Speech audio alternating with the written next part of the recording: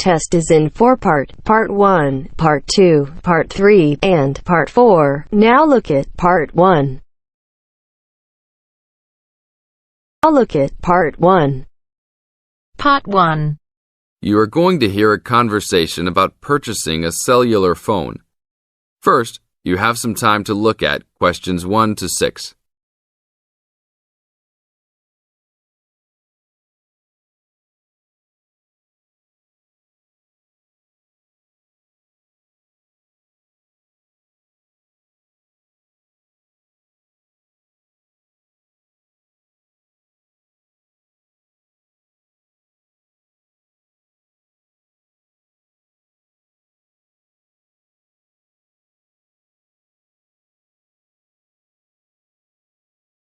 Now listen to the tape and answer questions 1 to 6. Excuse me, can you give me some information about purchasing a cellular phone? Of course, my pleasure. We carry all sorts of phones, from the most basic phones to very sophisticated web-enabled phones. I will do my best to help you find a phone that suits your needs. Thanks. I'm looking for 2 cellular phones, one for me and one for my son. I think I won't need anything too sophisticated, just your basic phone functions. But maybe my son will like something with more functions. Sure, well, let's take a look. So you have no preferences at all? What about the size or colour? How about the brand? Well, I don't really care what brand the cell phone is, but I guess I don't want anything that's too big or too small. I want a phone that can fit nicely in my hand and in my pocket. If it's too big, it might be too heavy. And if it's too small, I might lose it. Colour, I don't really care about either. Well, I don't want a pink phone. Ah, okay, so let's look for something suitable for a working person. How about this one? This one is the R55. It is black, not too big, not too small, all the usual functions. The best feature of the R55 is that it can be used worldwide, even in Europe or Asia. It looks good. How much does it cost? It is only $100. If you sign up for a calling plan, then we will give you a $50 discount on the phone. How old is this model, though? I don't want anything that's too old. This model was introduced into the market about 3 years ago, so it is a bit older, but be assured it will still work fine. Well, I think I still want something not as old. How about from last year? Any good phones from around that time? Yes, there are some. How about this one? It's the new model of the phone you just looked at, called the W55. Most of the features are the same. There are some new features on the W55 though. The battery will last up to 2 days longer, and the overall weight of the phone is lighter. How much is this one? This is selling for $150. If you purchase it along with a phone plan, then it will be only $100. Okay, I think I'll take this one. Now, I need to pick up a phone for my son. I think he'll want something more trendy, so how about a new model for him? Nothing too extravagant or expensive, though. This right here is the newest offering from the leading company in the cellular phone business. The phone is called the Rocket. It is well suited for teenage users. Among the teen-friendly features are 10 songs to choose from, a free messaging system that allows friends to send text to each other, and voice recognition dialing. The thing most younger users like about the Rocket is that it has a screen that changes colours. All this for only $100 with a purchase of a 1-year phone plan. Sounds like something my son will like. Can I sign us both up at once? Yes, of course. Both of you can share one plan. You will pay only $50 a month for both of you to share a plan. That's it? Only $50 a month? Yes, that's all. Now look at questions 7 to 10.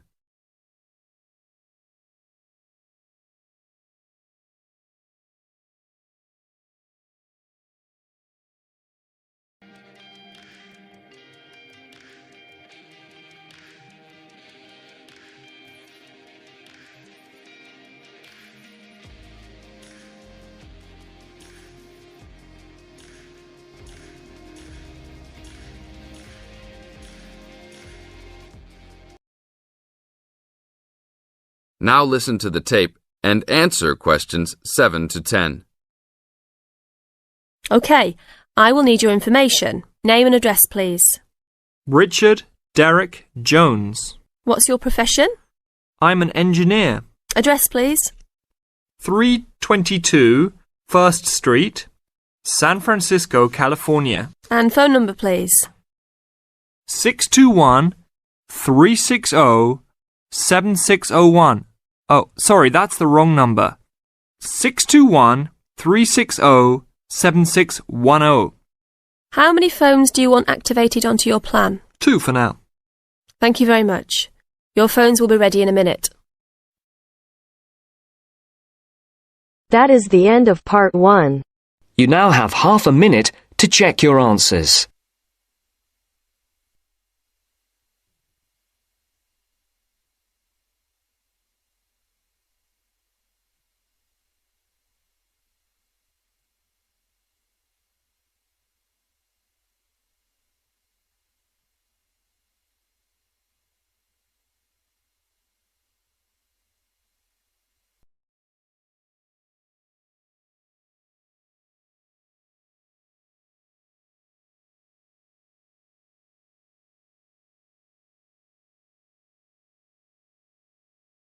Now turns to part 2. Part 2. You will hear a trainer giving a talk to people who want to learn outdoor survival skills. First, you have some time to look at questions 11 to 16.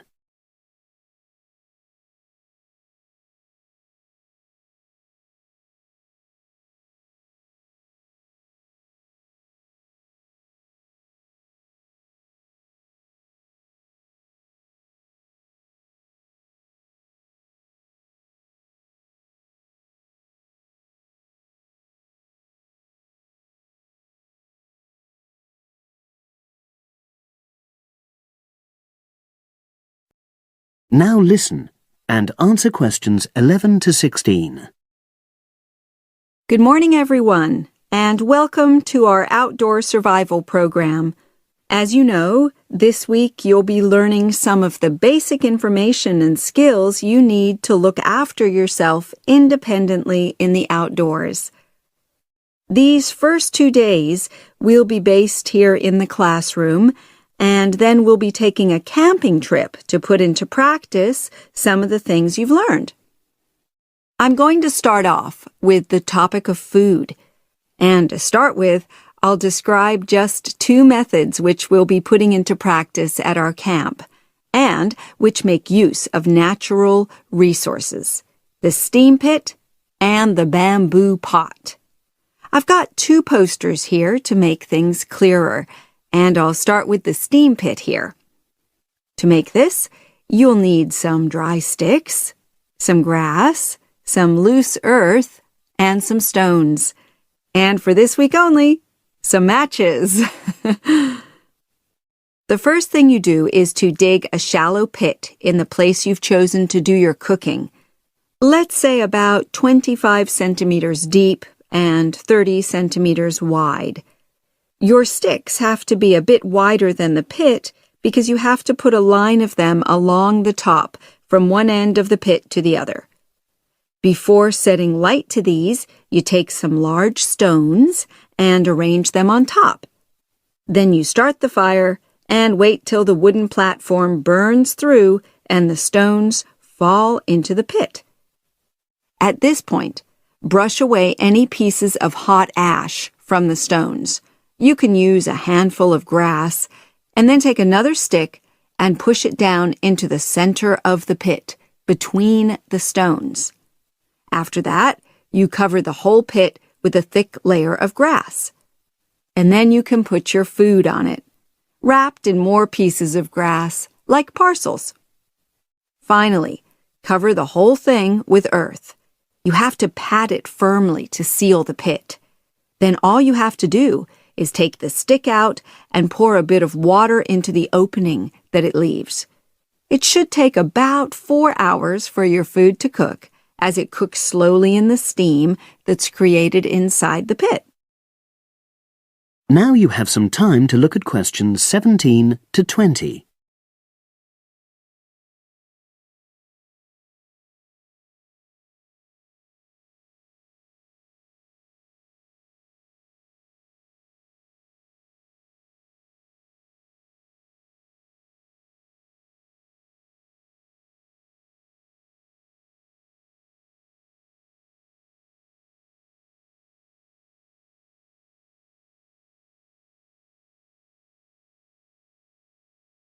Now listen and answer questions 17 to 20.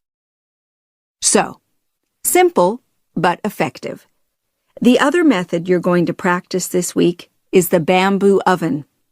Now, the steam pit is ideal in certain conditions because the heat is below ground level. For example, if there's a strong wind and you're afraid a fire might spread. But when it's safe to have an open fire, you can use the bamboo oven method. You get a length of bamboo, which, as you probably know, is hollow and consists of a number of individual sections with a wall in between. You use a sharp stick to make a hole in each of the dividing walls apart from the end one. Then you lean the bamboo over a fire, with the top propped up by a forked stick and the bottom sitting on the ground. You pour enough water in the top to fill the bottom section, and then light a fire underneath that section to heat the water. Then you put your food inside the top section, and the steam coming up the bamboo through the holes you made cooks it. I'm going to move on now to food itself and talk about some of the wild plants you might cook. I'm going to begin with fungi. That's mushrooms and toadstools.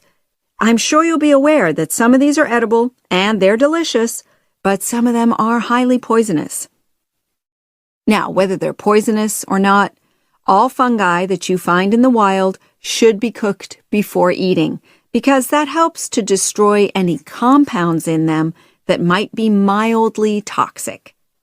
But be aware that any amount of cooking won't make poisonous varieties any safer to eat. Unless you can definitely identify a fungus, you should never eat it. It's not worth the risk. And you need to be really sure, because some fungi that are poisonous are very similar in appearance to certain edible varieties. They can easily be mistaken for each other. So, having said all that, fungi are delicious when they're freshly picked, and although they are only moderately nutritious, they do contain minerals which the body needs. I'll move on now to leafy plants, which are generally... That is the end of part 2. You now have half a minute to check your answers.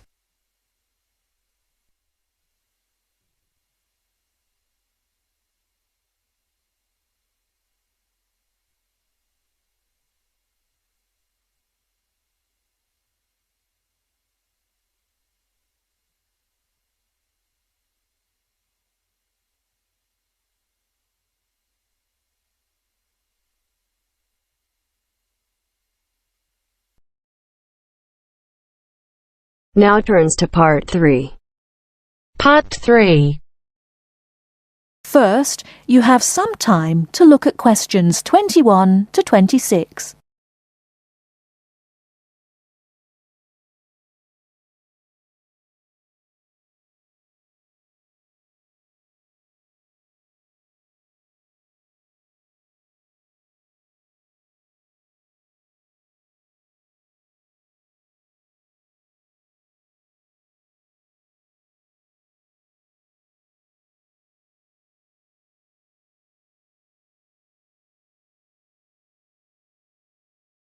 Now listen carefully and answer questions 21 to 26.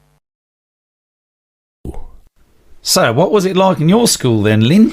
Well, South African schools are very different from schools in Australia. For a start, children don't start their schooling until they are 7, quite a bit later than schools in Australia. What about New Zealand, Gail? We're more like Australia. I can't believe children don't go to school until they're 7. When do the parents get any free time? Well, there's still the availability of kindergartens or play schools. It's just that formal education doesn't start until later. I don't think it's such a good idea for children to have to be too academic at such a young age. They should be able to just enjoy themselves. Well, yeah, but the first school children go to isn't really very academic. It's just an opportunity for children to learn a few basic social skills by playing and learning with other children. Yes, I'd agree with that. I guess being so close, Australian and New Zealand schools must be similar then. Well, I suppose they do share a lot of similarities, but there are also some differences. For example, children in New Zealand go through intermediate school, but in Australia there's only high school. That's right, isn't it, Pat? Yeah, I think so. What about South Africa, Lynn? Do you have an intermediate or high school? Oh, high school. And now the difference between Australian and New Zealand education is that although both countries have state schools and private schools, our private schools are very often run by religious groups, whereas New Zealand schools are secular. That's not true. There are quite a few religious schools in New Zealand. Oh, OK, maybe we are similar. Only a few South African schools have any religious connection, so I guess we're different. Most people go to state schools. Pat, is it true that some people from your country don't have to go to school at all? Well, that's partly true. Because of the geography of Australia, there are a lot of children who do not have access to schools, at least on a regular basis. Instead, they have a form of correspondence education, where the lessons are actually on the radio and the students send their work in by post. That way they get a lot of what they would if they were in the classroom, apart from the interaction. In New Zealand, not all students have to go to school either. Some parents have opted for homeschooling. Oh, is that like correspondence teaching? We don't really have that. Well, we do have correspondence schools, but homeschooling is different. With homeschooling, the parents teach the children and set them homework. They have to present a syllabus to their local education authority before they can do that, but it is becoming a more popular choice for some parents. I suppose it also suits parents' own commitments. I mean, they don't have to worry about collecting their children from school, and they can always teach over the weekend or in the evening if they want to. Is the school day normally quite long then? Not in New Zealand, but I think it can be in Australia. Yeah, that's right. I think Australia is unusual in that there are extracurricular activities which you have to go to.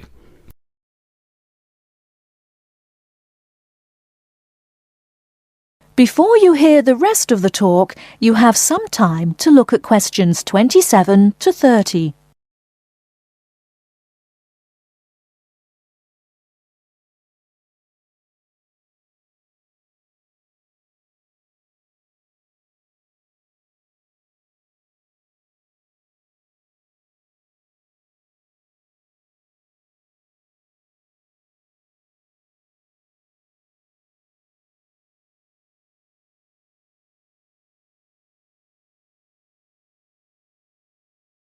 Now listen and answer questions 27 to 30.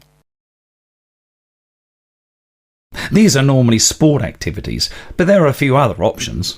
We have activities after school for any student that is interested, but they aren't compulsory. What about in New Zealand, Gail? I had to do some sport every week. I didn't really like it, but it was part of the school day, so I guess that's not so bad. Anyway, I spent 2 years at boarding school, so things were a little different. Boarding school? What was that like? Well, the thing I remember most about it was the strict dress code. There were restrictions on everything. You had to wear a school uniform almost all of the time, and it had to be cleaned and ironed. The length of your skirt had to be no less than 1 inch above your knees when kneeling down. Sometimes we used to go out on school trips or just at weekends with a few friends, but whenever we were outside the school we had to wear a hat. There was one teacher who always used to give me extra homework because my socks weren't pulled up, and that was in the school late in the evening. I suppose it wasn't that bad, but at the time it felt like a prison. I kept getting into trouble for something. Most of the time I forgot something, normally my school badge. We had to wear that all the time, in the school and out, because it had our house colours on it. Wow, that doesn't sound like much fun. No, but it was a good education, I suppose.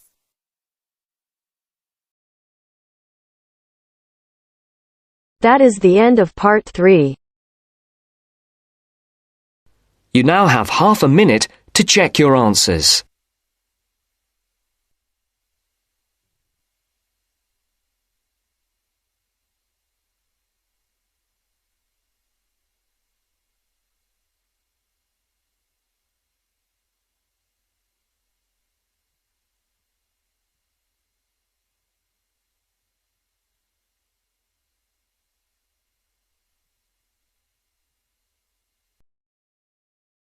Now turns to part 4. Part 4. Going to hear a conversation between two students. They are talking about the English bars. As you listen, complete the notes below First, you have some time to look at questions 31 to 40.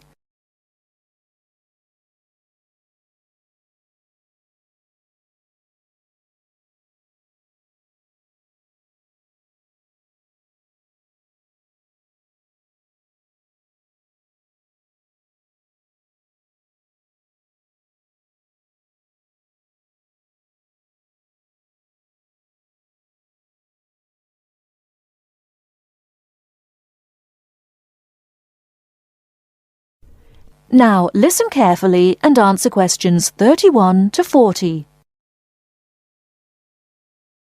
Kevin, could you tell me something about the bars? I have never been to a bar. You see, Steve, my classmate, has invited me to go to a bar tonight. I see. You know, the word bar means a room in a pub.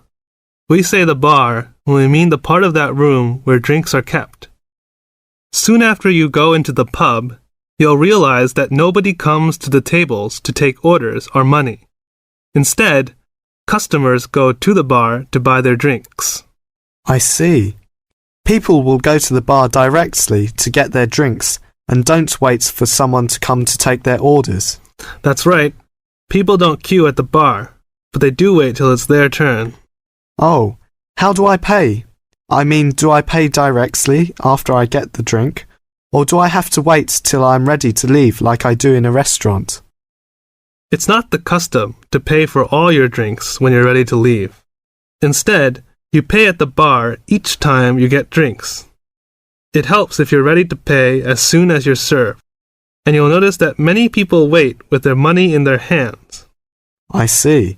Do I have to give a tip? No, it's not the custom to give a tip.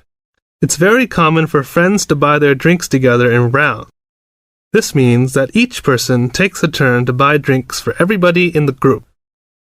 It's faster and easier, both for you and for the person serving, if drinks are bought in this way. Naturally, you don't have to have a drink in each round if you don't want one. That's interesting. When you're looking for somewhere to sit, remember that people have to leave their seats to get drinks, etc. So an empty seat may not in fact be available to you. If you're not sure whether a seat is free, ask someone sitting near it. When it's time for another drink, people usually take their glasses back to the bar to be filled again. If you're leaving, the friendly thing to do is to take your glasses back to the bar, thank the person who's been serving you, and say goodbye or goodnight. Thank you, Kevin. This helps me a lot. By the way, what kind of drinks are available in pubs? Well, you can get both alcoholic and non-alcoholic. Beside alcoholic drinks, such as beer and wine, there is cider, which is made from apples, usually sold in bottles, port, a type of thick sweet wine from Portugal, sherry, which is a type of wine from Spain, and spirits. These are a kind of strong alcoholic drinks such as whiskey and brandy. What about non-alcoholic? I don't drink alcohol. Well, they offer all kinds of fruit juices, such as orange and tomato. These drinks are usually sold in small bottles. And soft drinks, we often call sweet drinks, like Coke and Fanta. They are normally sold in small bottles or cans. And lemonade, which is a clear and sweet drink made with carbonated water. They also serve cordials. What are cordials? Cordials are strong and sweet drinks tasting of fruit, such as lime cordial, black currant cordial. They are often added to other drinks or drunk with water. I don't like sweet drinks. Are there any other non-alcoholic drinks? Yes, mineral water, but it's not available in all pubs. Kevin, one more question. What is VAT? I saw this on most goods in Britain. Well, VAT stands for Value Added Tax. The price shown on most goods in Britain includes a tax of 15%. If you use the retail export scheme, this tax can be returned to you if you take the goods with you when you leave Britain. You may have to spend a certain sum of money before you qualify for the scheme, and you'll have to show your passport. Ask in the shop if they operate the retail export scheme. If they do, the shop assistant will explain how you can get the tax back and fill in a form with you. VAT is also charged on hotel, restaurant bills, theater, cinema tickets, and car hire. Are these refundable? No, it's not refundable in these cases. Thank you very much. I really learned a lot.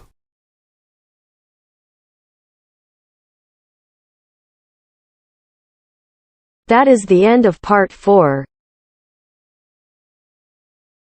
You now have half a minute to check your answers. Our hearts beat to the city streets. We began to feel the fire. We rise like tall buildings as the chemicals, they take us higher. The night's young and it's just begun as she puts her hand in mine. We wanna chase the night, wanna dance to the light, pull the stars from the sky, just two hearts running wild. Never sleep, never stop, as we shout from the top. We're gonna be two hearts running wild.